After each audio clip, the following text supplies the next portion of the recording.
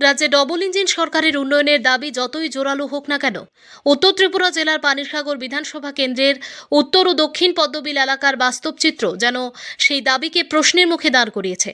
দীর্ঘদিন ধরে বেহাল অবস্থায় পড়ে থাকা রাস্তা এবং ঝুঁকিপূর্ণ পুরনো স্টিল ব্রিজের কারণে চরম দুর্ভোগে দিন কাটাচ্ছেন স্থানীয় বাসিন্দারা।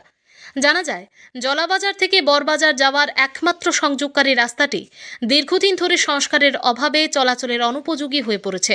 এই রাস্তার উপর নির্ভরশীল প্রায় 500 পরিবারের হাজারো মানুষ বসবাস।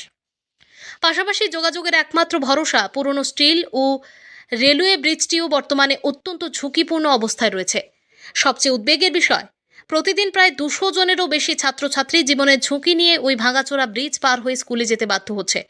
স্থানীয়দের অভিযোগ, বৃষ্টির অবস্থা এতটাই নাজুক যে ছোট শিশুদের একা পার হতে দেওয়া যায় না। অনেক ক্ষেত্রেই অভিভাবকদের সন্তানদের হাত ধরে ব্রিজ পার করিয়ে দিতে হয়।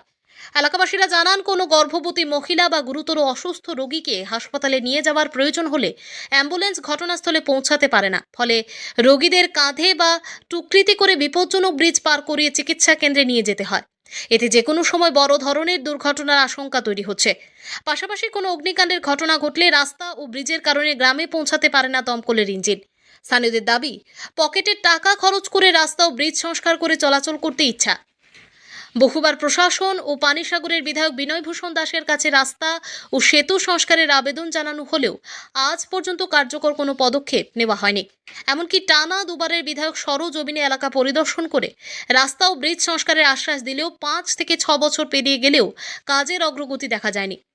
এই অবস্থায় উত্তর ও দক্ষিণ পদ্মবিলের বাসিন্দাদের একটাই দাবি, অবিলম্বে রাস্তার পূর্ণাঙ্গ সংস্কার এবং ঝুঁকিপূর্ণ ব্রিজের পরিবর্তে একটি নিরাপদ ও স্থায়ী সেতু নির্মাণ করা হোক, যাতে সাধারণ মানুষ ও শিক্ষার্থীদের আর জীবনের ঝুঁকি নিয়ে চলাচল করতে না হয়। পানিসাগর প্রতিনিধি রিপোর্ট, প্রতিদিন ত্রিপুরা। আমাদের বিনয়ভূষণ দাস এমএলএ সাহেব তাই এখানে এসেছিলেন।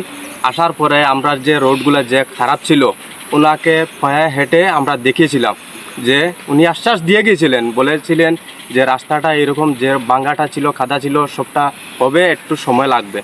সময় গিয়ে আজকে 5-6 বছর হয়ে গেল, কিন্তু এই আমরা আবদারটা আমরা হলো না, কমপ্লিট হলো না।